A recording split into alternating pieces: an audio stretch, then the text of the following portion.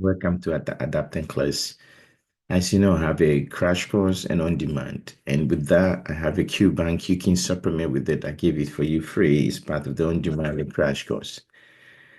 And I've been going through some of the questions. They give me data about how people are doing. And I've seen that there's a couple of questions people are mixing. There's a lot of them. I have the statistics about it. And so because of that, I've picked 12 of them to create a video about most commonly mixed questions on a Adapt NCLEX Q-Bank for those who have taken it, right? There's a pattern there may be because it's too hard, because the question was read incorrectly. So we're going to go through, give you the key facts, content, and so I call it mixed questions and topic to know for the NCLEX because it's very important. So I'll go through them quickly and I'll show you the fact and what you need to know to answer the question. I'll pause a little bit and then you can answer the questions and then I'll proceed. Maybe like 15 seconds. How do you answer question? Which observation by the nurse need a priority follow-up? Key fact. It's a buzzword. You read the last question. You said, what is that? What is being asked? Priority follow-up. Therefore, I circle priority. That means all these answers are right, but I have to prioritize. That means I have to be sharp. Breathing problem, electrolyte, shock, sepsis, airway breathing, right? And pain.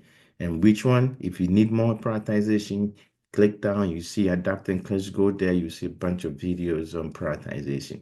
What are being asked? And this is assessing the client who has what? Chest tube attached to a closed chest tube drainage placed 2 hours ago. So those are your buzzwords. Rewrite it on your own word. That means the patient has chest tube placed 2 hours ago. Which observation? That means if I see it, I should prioritize. It should be a problem for me.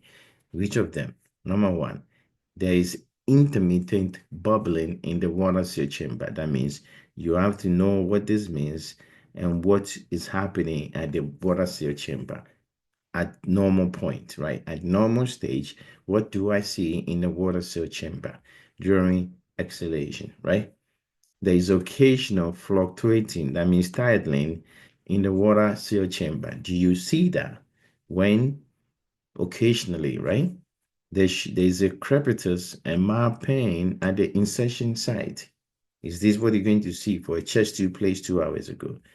There is no bubbling in the suction chamber. Is this what you see in a normal chest tube?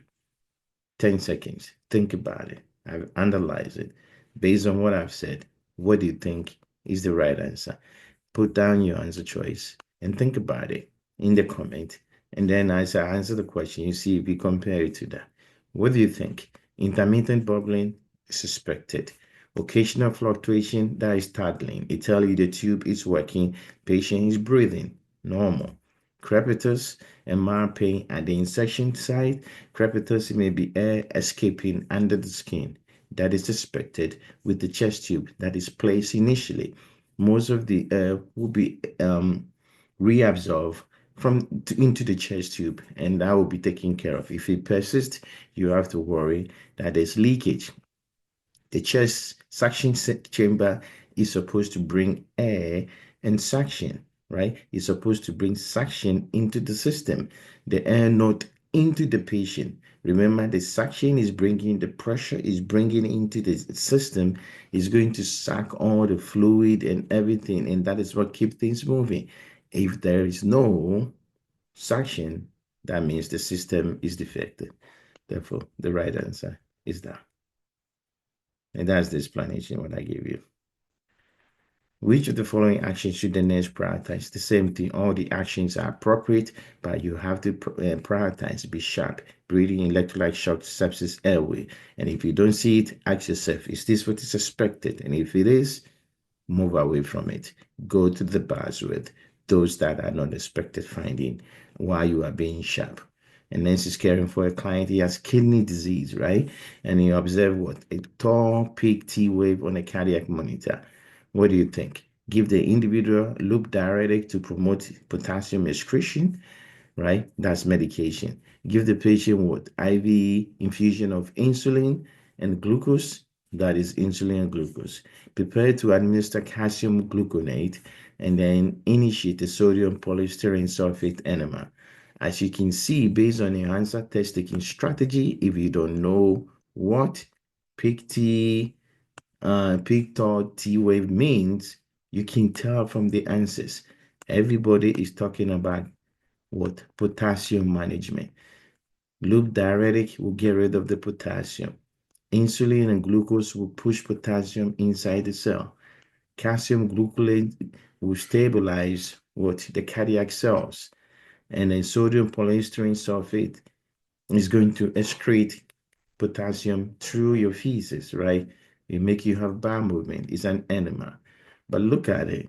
When your potassium is too high and there's EKG changes, you should go for what? Cardiac stabilization. Therefore, we scientists choice we choose this. Furosemide will take a long time. This will take some time, right? The longest one is polystyrene sulfate enema, KSLA. So the first thing, patient has cardiac changes, stabilize the heart. And next is caring for hemodynamically stable. That means the patient is fine. His blood pressure is okay, his heart rate is okay. Who is experiencing rhythm in the strip shown below? Which action should the nurse prioritize? This is the rhythm. You look at it, you see R to R. This is like two boxes. Here is more than that. This is almost the same. Then you go back to this again and you can see this is the RR interval are not regular. What do I mean by that? This from here to here is not the same as here, which this is almost the same as that, but it's not the same as that. And it changes. This is what we call atrial fibrillation. Therefore, you have a very stable patient who has atrial fibrillation. What do you do? What is your management? Immediate defibrillation. Is that what you do in atrial fibrillation?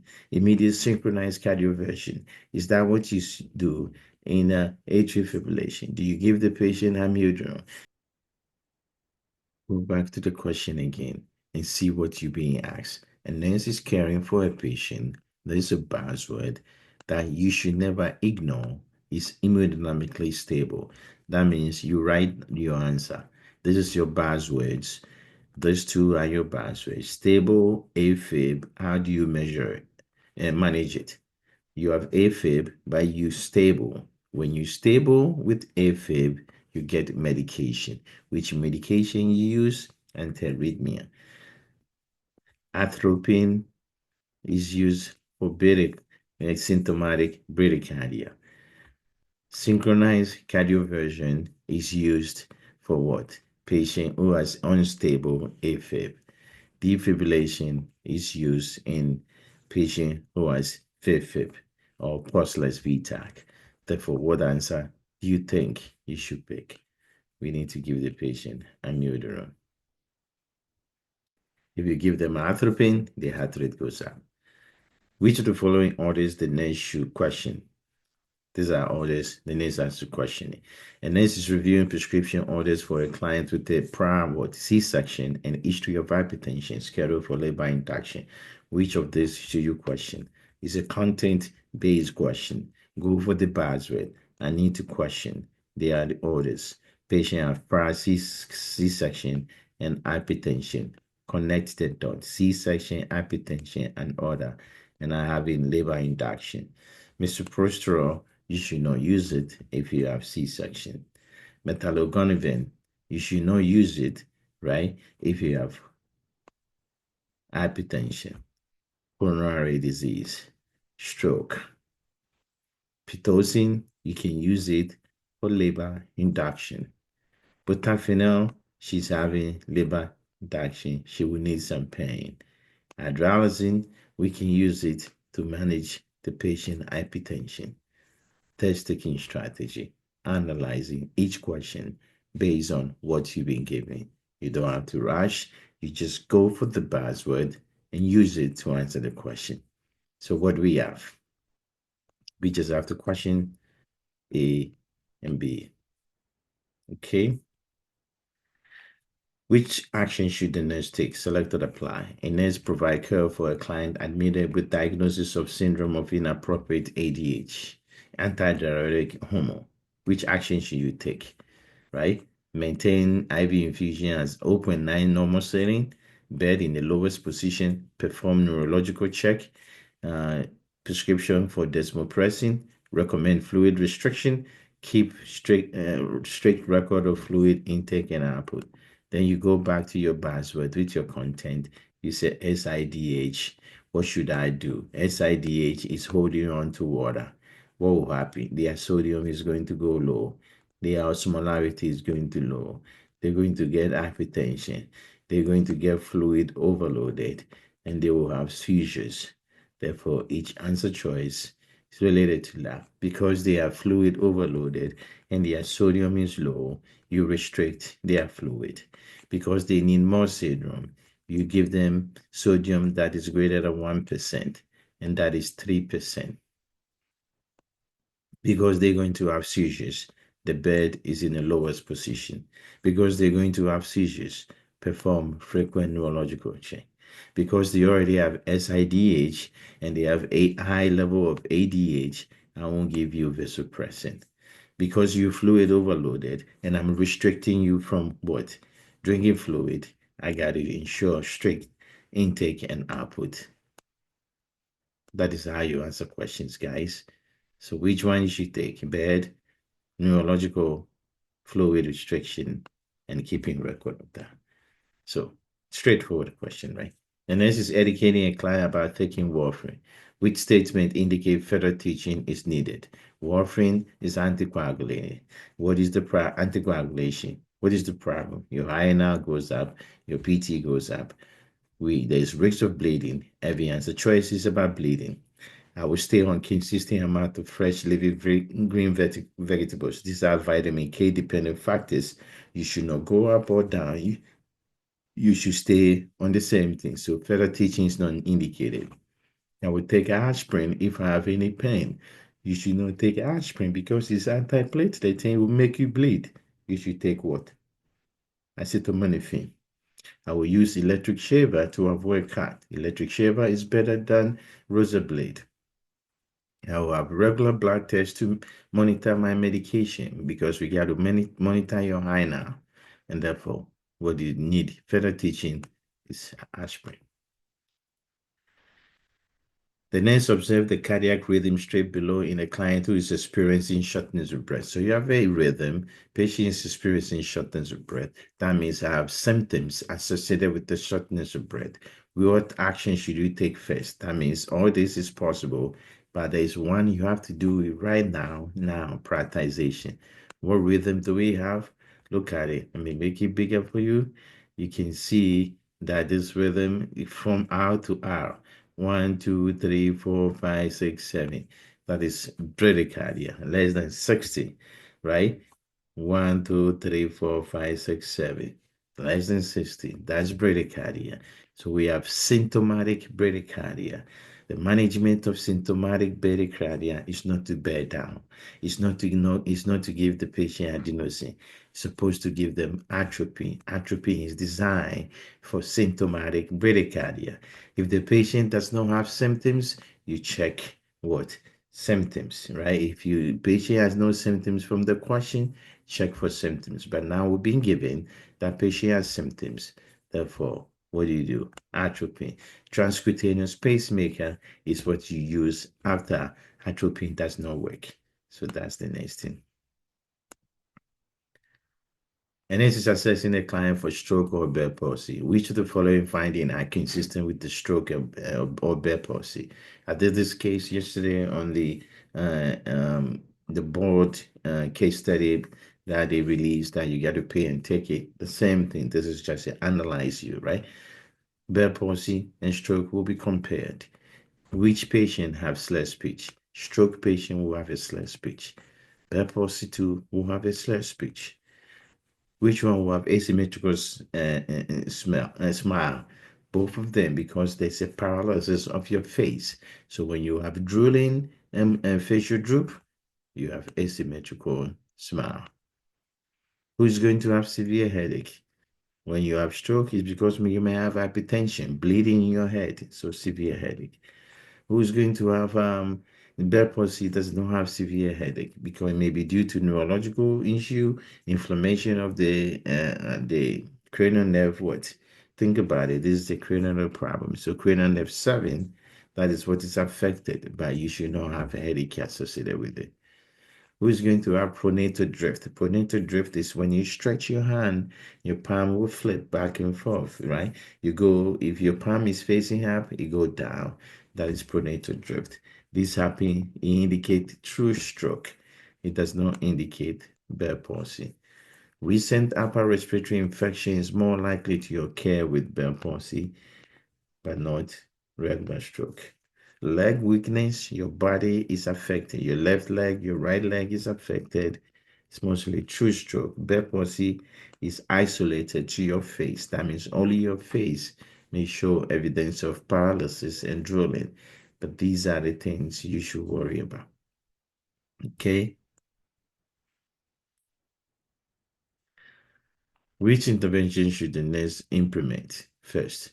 A nurse is caring for a client with Hemophilia A who is admitted for a joint bleed. That is the case. Hemophilia A admitted for a joint bleeding. That's the signs and symptoms they have. They have what? Then you ask yourself, what is hemophilia A? It's one of the bleeding disorder that you lack factor 8, right? Therefore, when they bleeding, give them what they lack. Anything you do is not going to help. Give them the deficient problem that they have, and then you can do the rest of the things. I'm bleeding to my joint. If you don't give me the factor 8 again, I'm continuing to bleed. You can put an ice on it. You can put warm compression. You can do whatever. Give me pain medication. It's not going to help unless you give me what I need. And that is the same thing as desmopressin. Factor 8, DDAVP is the same thing. So patient with hemophilia, we give them desmopressin that release the von Willebrand factor and they can prevent them from bleeding. You can immobilize the affected joint to reduce bleeding, but the blood will not clot. So therefore, this is not effective. You can put warm compression on it, but you're going to worsen it because you allow more blood to flow to the area. You can monitor for signs of infection, but give me what I need. Which recommendation should the nurse include? Select or apply.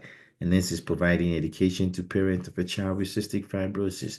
Cystic fibrosis is both pulmonary and gastrointestinal problem. The pancreas is affected, the lung is affected due to secretion.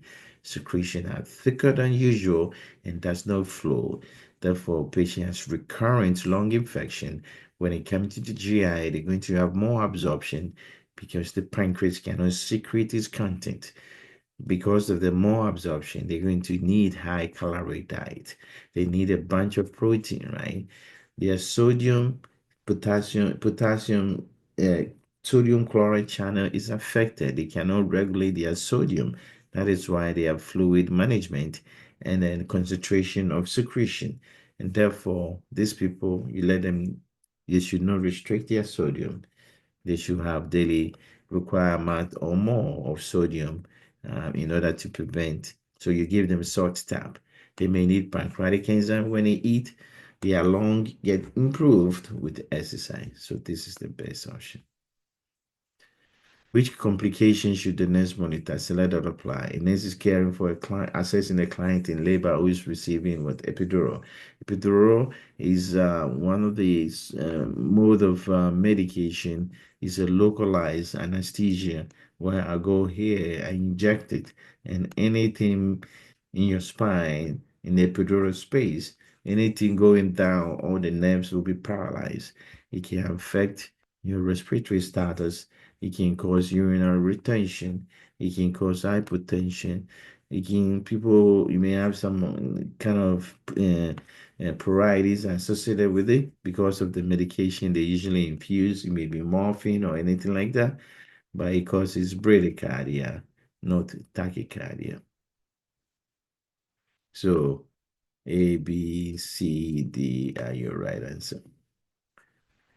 And the last one, what is the priority intervention? A child with cystic fibrosis is admitted with respiratory distress. I told you, lung is full of secretion. Get rid of secretion. They may need antibiotic if there's infection. You may have to increase their fluid, not to restrict them, to help it break the mucus. But since he came in with the respiratory distress, you got to treat the current problem. Forget about cystic fibrosis. Chest physiotherapy will break down the mucus. That's specific treatment for cystic fibrosis. But this patient is in respiratory distress. What do you think? Give them oxygen. And these are the questions. There's a bunch of them. I picked 12 of them to just stimulate your mind. But this is what to tell you, like these questions can be mixed because they're a little bit tricky. But if you don't pay attention to the content, you may mix it. These are content area and matter most rather than the specific question. I'm trying to teach as I go through the question. So thank you for watching. If you need more, subscribe to Adapt NCLEX. You can join our on-demand, our membership on YouTube, which is very cheap, a few dollars to support the channel. You get NGN Gold and Gold membership. Or if you want to, just a short, you're running out of time, you need a short content that is summarized that you can watch quickly. You can join the on demand. You can email me at adaptandplace at gmail.com and I can send you the website. But you can, everybody know, you can go online and type Adapt NCLEX Review on demand. It will take you there. And as I said, we have a study group which I call NCLEX Focus Group starting up on Monday, where we're going to do case studies and test taking strategy. If you want to join, you can go to this website, my website, and then you can click on focus group. Take care of yourself, and then good luck. Best of luck.